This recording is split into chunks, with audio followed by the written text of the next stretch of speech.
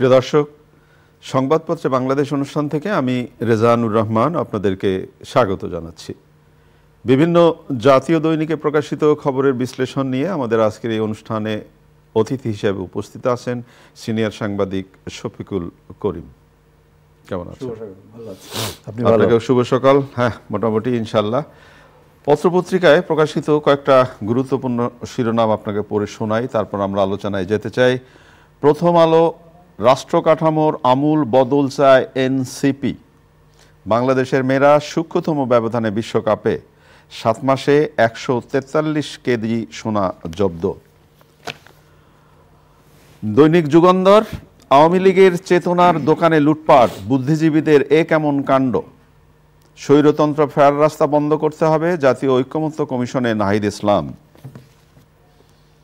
দৈনিক সমকাল, আনুপাতিক উচ্চকক্ষ এনসিপি, গণভোটে রাজি নয় বিএনপি। কমিটি হয়, তদন্ত হয়, প্রাণের সুরক্ষা হয় না। দৈনিক ইত্তেফাক, আওয়ামী লীগের ঝটিকা মিছিল, বাড়ছে গ্রেপ্তারও।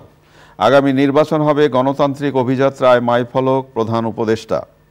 ঐক্যমত্য কমিশনের সঙ্গে দিনভর বৈঠক, সংবিধানে মূলনীতি বাতিল ও গণপরিষদ নির্বাচন চায় এনসিপি। মানব জমিন, 26 এপ্রিলে হতে পারে নির্বাচন, ইতিহাসের সেরা নির্বাচন আয়োজন করবে সরকার। কালের কণ্ঠের শিরোনাম, 8 মাসে 22 দলের জন্ম, বিশ্বব্যাপী প্রফেসর ইউনূসের সুপার ডিপ্লোমেসি। বাংলাদেশ প্রতিদিন, সংস্কার নির্বাচনে বিভক্তি, ইতিহাসের সেরা নির্বাচন করবে এ সরকার। খবরের কাগজের শিরোনাম, পাকিস্তানের সঙ্গে সম্পর্ক, ক্ষমা পাওনা আদায় নিয়ে সংশয়।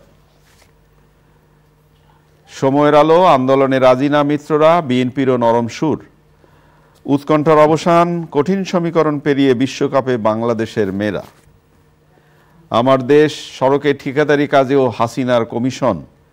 উত্তরাধিকারে নারী পুরুষের সমান অধিকারের সুপারিশ, নারী বিষয়ক সংস্কার কমিশনের প্রতিবেদন। দেশ রূপান্তর, 6 প্রকল্পের 4টি হচ্ছে না সময় মতো, স্বৈরতন্ত্রের সব রাস্তা বন্ধ করেই সামনে এগোবে এনসিপি। দৈনিক দিনকাল, ডিসেম্বর থেকে জুনের মধ্যে ইতিহাসের সেরা নির্বাচন হবে, ডক্টর ইউনূস। দৈনিক করতোয়া, সংসদে 600 আসনের সুপারিশ, নারী বিষয়ক সংস্কার কমিশনের সুপারিশ বাস্তবায়নে প্রধান উপদেষ্টার তাগিদ।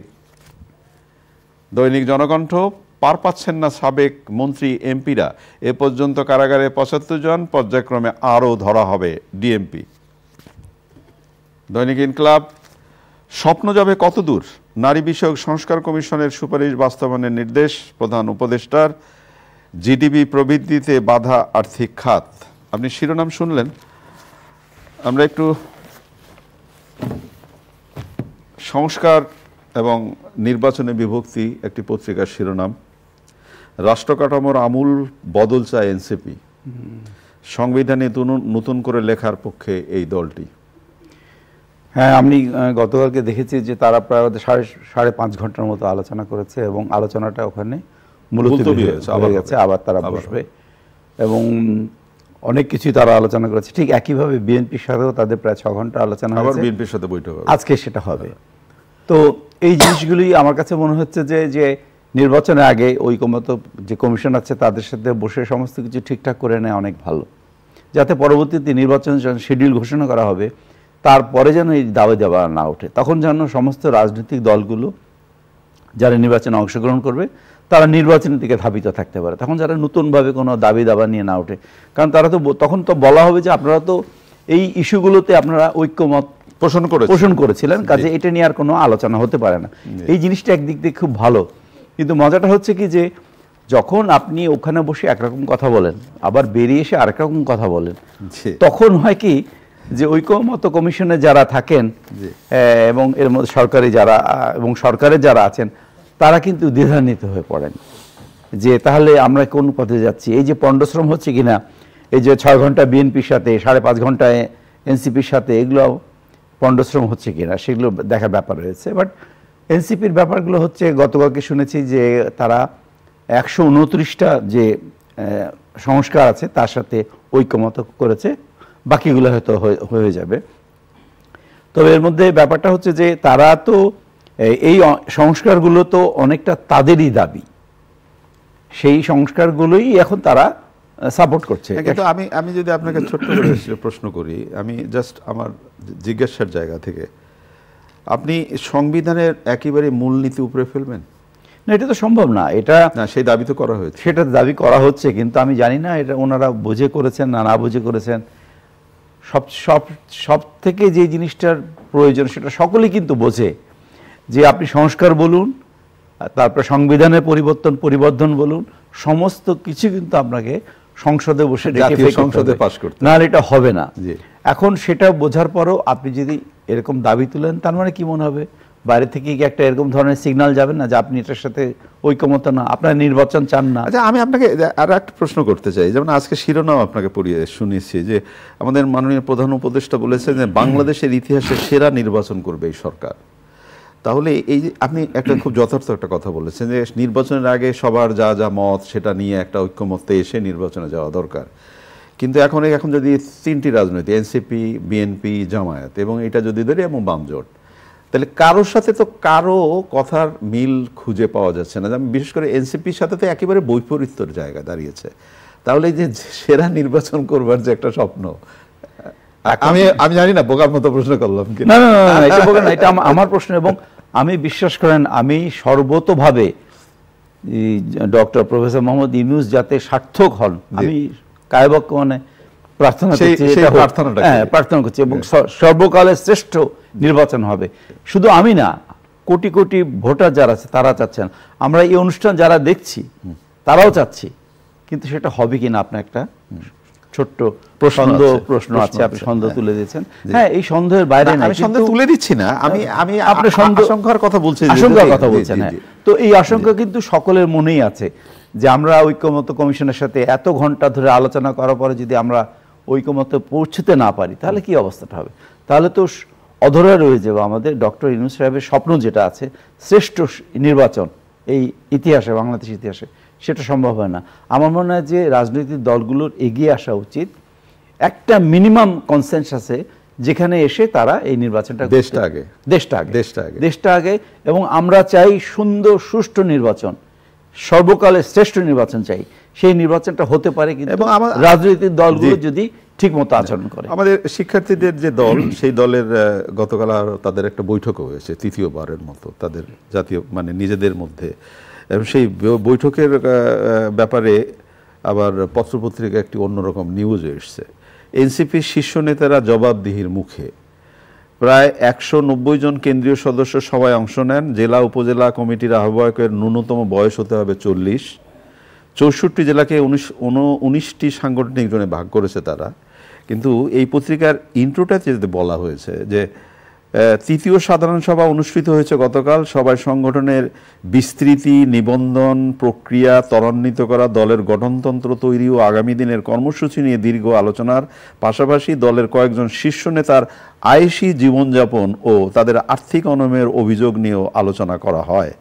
এক্ষেত্রে উত্তরাঞ্চলের মুখ্য সংগঠক সার্জিস আলম, দক্ষিণাঞ্চলের মুখ্য সংগঠক হাসনাত আবদুল্লাহ ও যুগ্ম সদস্য সচিব কাজী সালাউদ্দিন তানভীরের অন্যদের প্রশ্নের মুখোমুখি হন। প্রশ্নের মুখোমুখি হওয়া খুবই ভালো, এবং এই যে প্রশ্ন করে জবাবদিহিতার জায়গা তৈরি হওয়া ভালো, কিন্তু কিছু কিছু আপত্তিকর প্রশ্ন তো উঠল। যেমন সার্জিস আলমের ব্যাপারে যেটা বলা হয়েছে যে উনি এতগুলো গাড়ির বহন নিয়ে গেছেন, উনি ব্যাখ্যায় বলেছেন যে তার নিরাপত্তার ব্যাপারটা ছিল এবং এই সমস্ত গাড়িগুলো ভাড়া করা গাড়ি।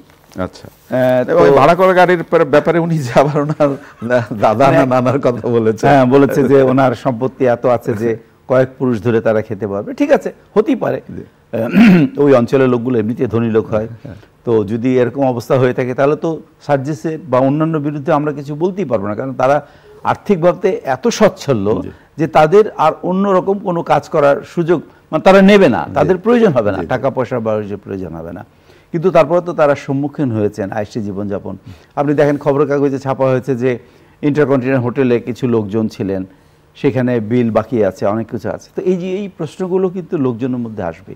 আমরা এই ছাত্রদেরকে জুলাইয়ের আন্দোলনের সময় এবং এই সরকার পতনের সময় যে উচ্চতায় তাদেরকে শিখরে দেখেছিলাম, আমরা সেই জায়গায় রাখতে চাই, আমরা তো সেই জায়গায় রাখতে চাই। এবং তারা একটা রাজনৈতিক দল করেছেন, রাজনৈতিক দল করুক, তাদের মতাদর্শ যেটা আছে সেটা প্রচার করুক, প্রচার করে তারা ক্ষমতায় আসুক, সুষ্ঠু সুন্দরভাবে একটা দেশ গড়ে তুলুক তারা, এটা আমাদের সকলের কাম্য। তবে এই নেতিবাচক আলোচনাগুলো আমরা শুনতে চাই। হ্যাঁ, এটা আমরা শুনতে চাই না। তবে আপনি যেটা বলেছেন যে সেটা একদিক থেকে ভালো যে দলের ভিতরে এটা নিয়ে আলোচনা হয়েছে, অর্থাৎ দলের ভিতরে গণতন্ত্র আছে, জবাবদিহিতা আছে, যেটা অনেক দলের মধ্যেই নেই। খুব দুঃখের সাথে বলতে হচ্ছে, এটা হলো সবচেয়ে বড় ব্যাপার যে জবাবদিহিতার জায়গাটা তৈরি নেই অনেক জায়গায়। আমাদের প্রিয় সন্তানরা, আমাদের শিক্ষার্থীরা সেটা করে দেখাচ্ছে, এটা কিন্তু একটা আশার আলো। নারী বিষয়ক সংস্কার কমিশন গতকাল মাননীয় প্রধান উপদেষ্টার কাছে তদন্ত প্রতিবেদন জমা দিয়েছেন এবং সেখানে উত্তরাধিকারে নারী পুরুষের সমান অধিকারের সুপারিশ করা হয়েছে এবং 300 আসনেই নারীদের নির্বাচনে অংশগ্রহণের কথাও বলা হয়েছে। কিন্তু আমার প্রশ্নটা যেটা হচ্ছে যে সাম্প্রতিক সময় বা সবকিছু মিলিয়ে এই যে সংস্কার প্রস্তাবটি দেওয়া হলো, কি মনে হয় আপনার কাছে?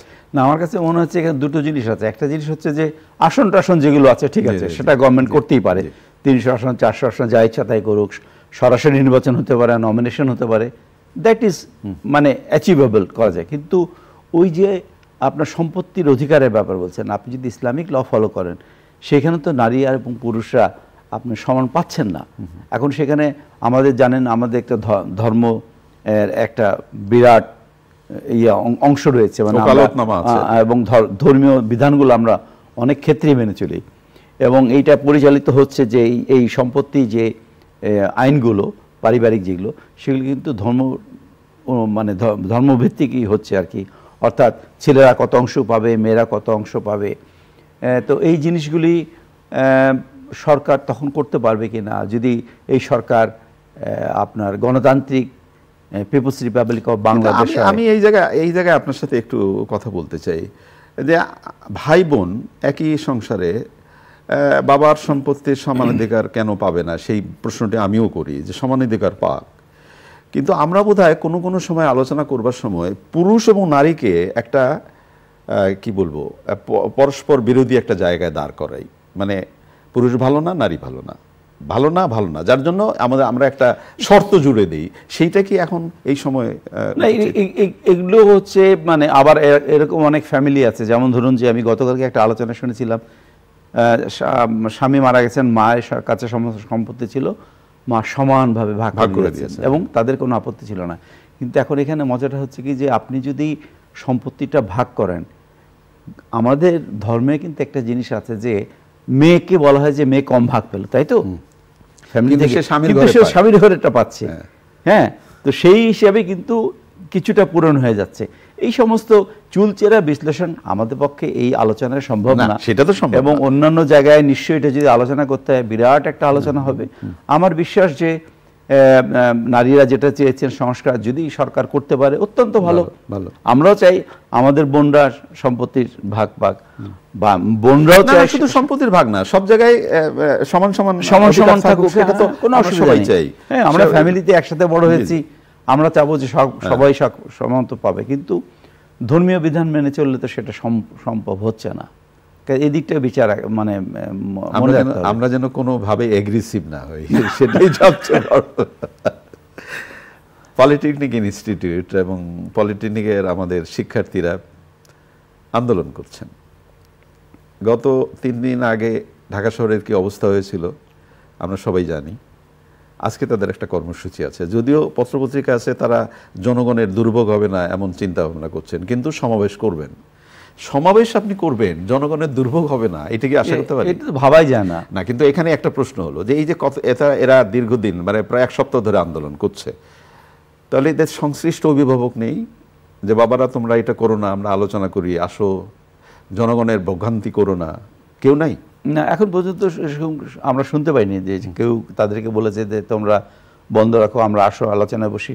আমি আজকে খবরের কাগজে পড়ে যেটা আপনার সাথে একটু আগে আলোচনা করেছিলাম এই আনুষ্ঠানিক আলোচনার আগে, যে 50টি সরকারি ইনস্টিটিউট আছে, 564টি বেসরকারি আছে কারিগরি শিক্ষা। এটা কিভাবে সম্ভব হলো? এত কিছু লোক আছে কি না তাদেরকে এই শিক্ষা দেওয়ার জন্য?